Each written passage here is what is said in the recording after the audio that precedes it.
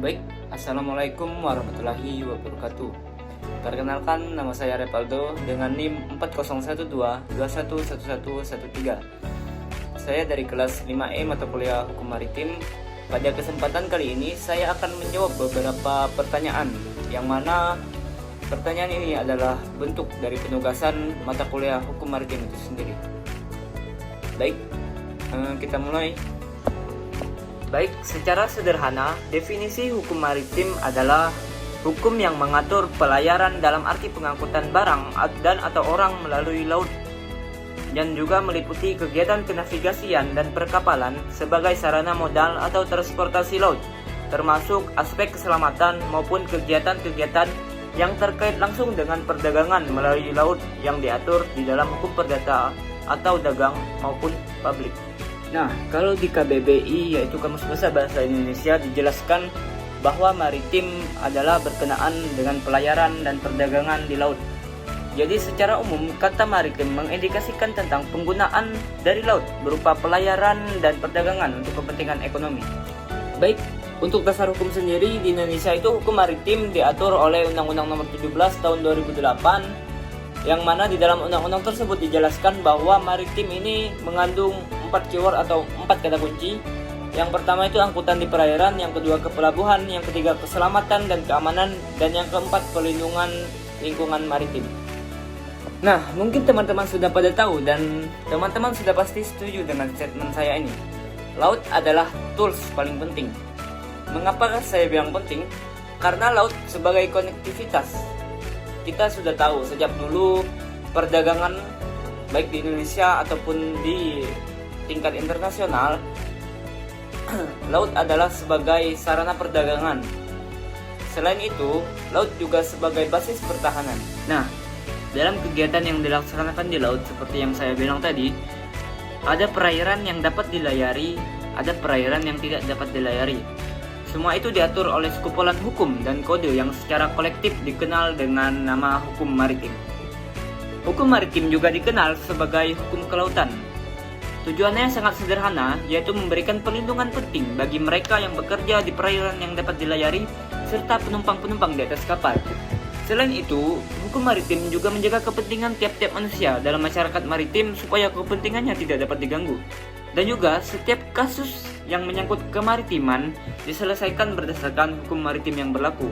Nah, karena hukum maritim sebatas mengatur tentang kegiatan pelayaran, kegiatan pengangkutan barang, dan kegiatan-kegiatan yang terjadi dalam proses tersebut, maka subjek hukum maritim ini hanyalah sebatas manusia dan badan hukum. Adapun subjek hukum yang manusia itu terbagi menjadi beberapa bagian. Yang pertama itu nahkoda, awak kapal, pengusaha kapal, pemilik muatan, pengirim muatan, dan juga penumpang kapal. Nah, kalau badan hukumnya sendiri itu meliputi perusahaan pelayaran, ekspedisi muatan kapal, International Maritime Organization, Ditjen Perhubungan Laut, Administrator Pelabuhan, Kesyah Bandaraan, dan Biro Klasifikasi. Nah, itu tadi merupakan subjek dari hukum maritim.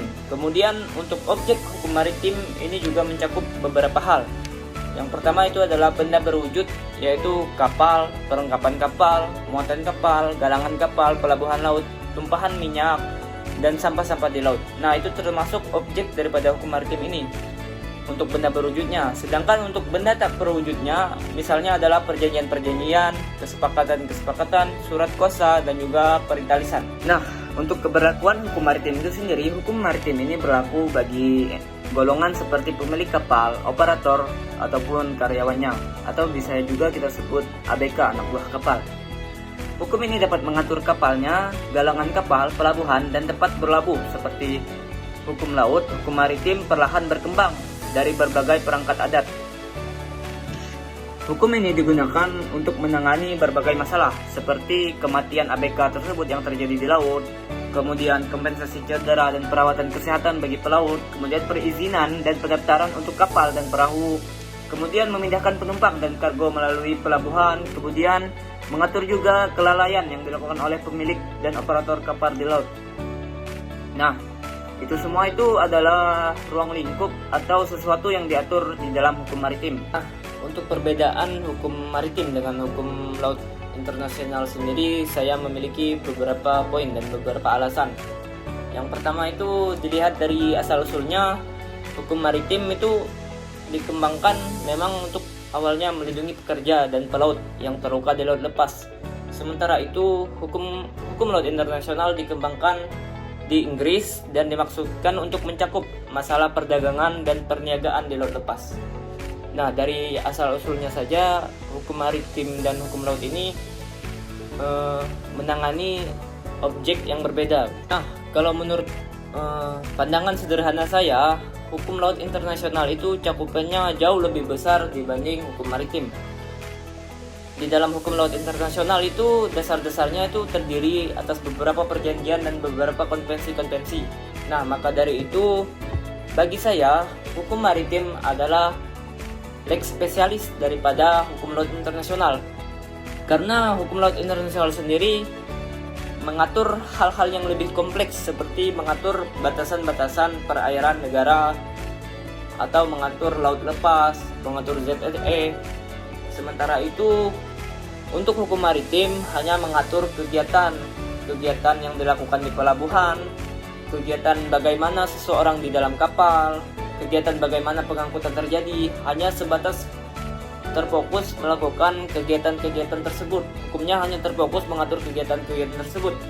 Nah, selain itu hukum laut internasional memang begitu kompleks karena hukum laut internasional adalah aturan-aturan atau kaidah yang mengatur tentang berbagai persoalan. Keywordnya adalah berbagai persoalan yang berkaitan dengan batas-batas di wilayah negara yang berhubungan dengan laut, baik laut yang berada di dalam suatu wilayah negara atau laut yang berada di luar wilayah negara.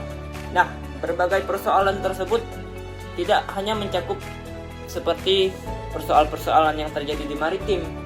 Persoalan-persoalan yang terjadi di hukum laut internasional itu mengenai batas negara itu, misalnya ada pelayaran suatu negara yang melintasi batas negaranya, atau ada pembunuhan yang terjadi di kapal yang kapal tersebut berada di wilayah negara lain. Nah, hukum laut internasional itu mengatur hal-hal yang lebih lengkap dibandingkan hukum maritim.